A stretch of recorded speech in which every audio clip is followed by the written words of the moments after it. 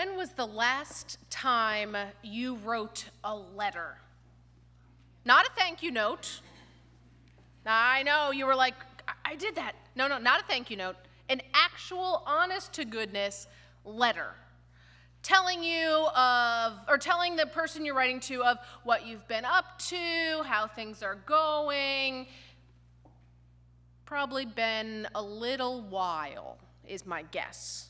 Now, when I moved here to San Diego, I went through the attic of our house in New York, and I came upon a box, and I mean box, of letters that had been sent to me while I was in college. Hundreds and hundreds of letters. I loved to get mail.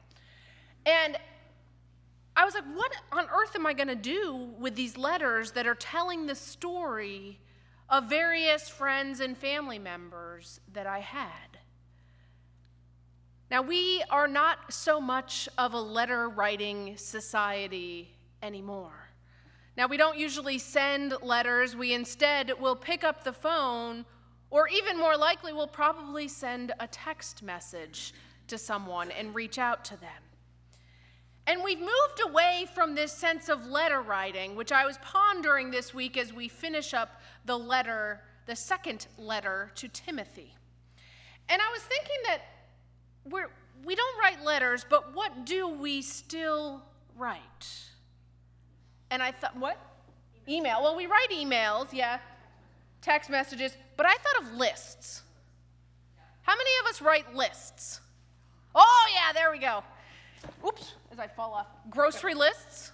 Write a grocery list. We write an errand list of all the places we have to stop on our way home to make sure we get all the things done that we need to do. Christmas list, perhaps. And even bucket lists.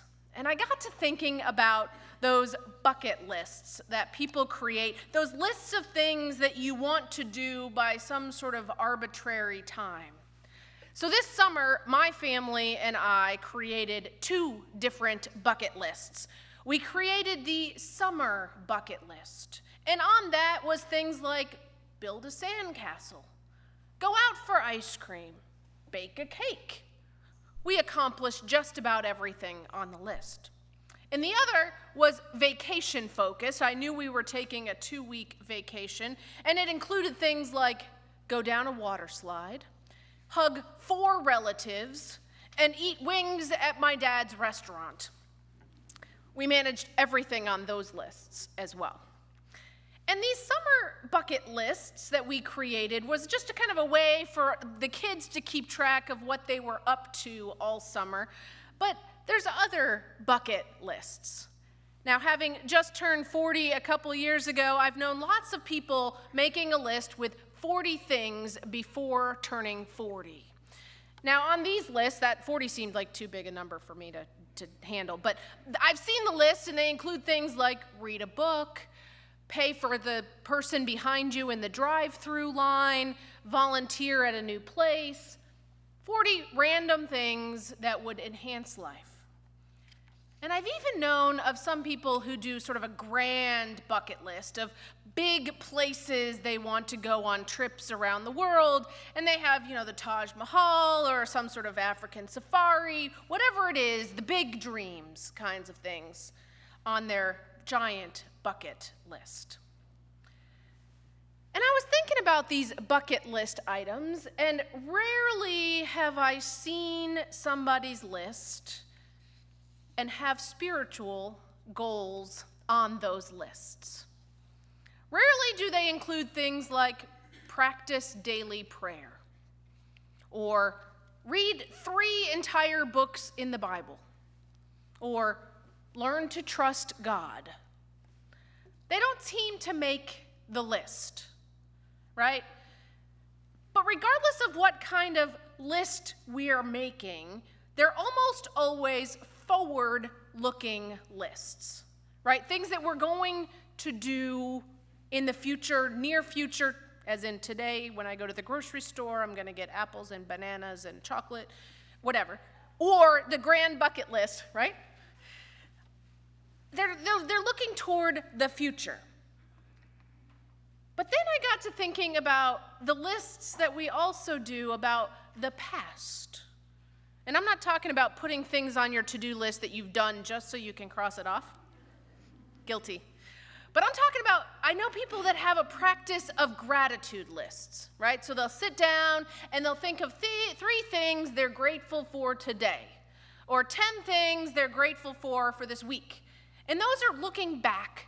They're reflective sorts of lists. So as I was pondering this list making that we have as a society, I thought about the closing chapter in this second letter to Timothy.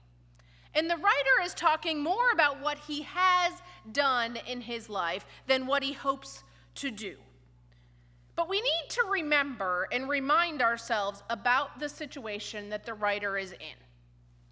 We need to remember that his earthly experience, so far as we can tell, has been filled with imprisonment, with beatings, and with being shamed for his faith. Probably unlike our own life experiences, right? And as he looks back and makes this list, it's not exactly a gratitude list, but more of sort of a bullet journal of things that he's done in his life. He's been completely poured out. He's given all that he could give. He's fought the good fight. He's done all he could to share his faith as a follower of Jesus. He finished the race. He's tired. He's ready to be done. He's kept the faith despite being imprisoned and beaten for that faith. This list, against all odds, he stayed the course as a follower of Jesus. He didn't abandon his faith. He continued to follow Jesus when, I gotta say, I think I would have bailed a long time before the writer did. Well, the writer doesn't bail, but I would have bailed. And he recounts his life from the prison cell. And now, let me paint this picture for you here. This is not cushy. I mean, prison in general is not cushy. But I'm imagining dank and dark and rodent and bug infested and chained to the wall and not well fed, if fed at all. And from that setting, the writer is writing about how God has stood by him. That doesn't sound very good. He's writing about the strength God has given him. That God has been faithful to him despite the cruddy reality that he finds himself in.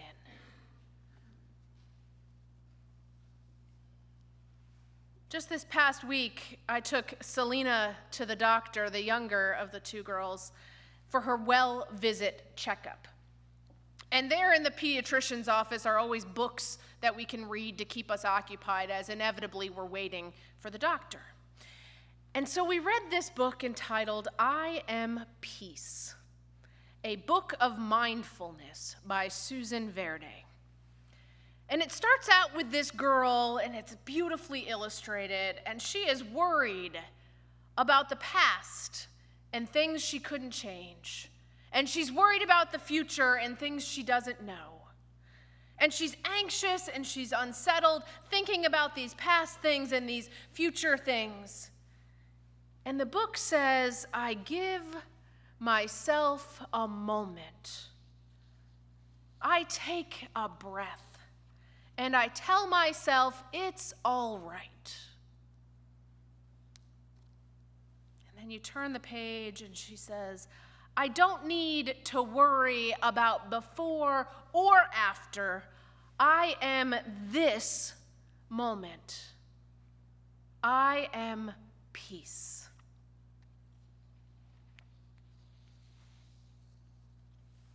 what happens when we stop worrying about the past and fretting about the future? When that happens, we are able to accept that loving God is enough. Not because it gets us something in the future or something has happened to cause it, but we are able to sit in this moment, feel God's presence, be surrounded by God's love and warmth. And that is what the writer of 2 Timothy gets. That despite all that was and all the impending death that is to come, his focus was on the fact that God gives him strength in the here and now. His focus was on God's presence here and now. He got that peace thing deep down in. So while it's really helpful for us to make lists, it's helpful for us to have a bucket list and think about the things we want to look forward to, we can't let it consume us so much that we forget to be in the moment. And while counting our blessings and our gratitudes is super helpful for building gratitude, we can't let that consume us in living in the past. Instead, what happens when we allow God's peace to envelop us in each moment, rather than stress about the future or worry about the past? What would happen if we reflect on where we've noticed God? Where we've noticed God giving us strength? Where we've been able to share God's love? Those are the things the writer of the second letter to Timothy notices. Now, my hunch is, if and when we can manage to do this, we would fill our buckets overflowing. And my hunch is, when and if we manage to do this, our gratitude lists would be overflowing. Because when we dwell in the moment and are aware of God's love and peace that is with us right here and now, all those other things happen. And so may you know God's peace. May you know God's strength. And may we share that love and peace and strength with all those we meet. Thanks be to God. Amen.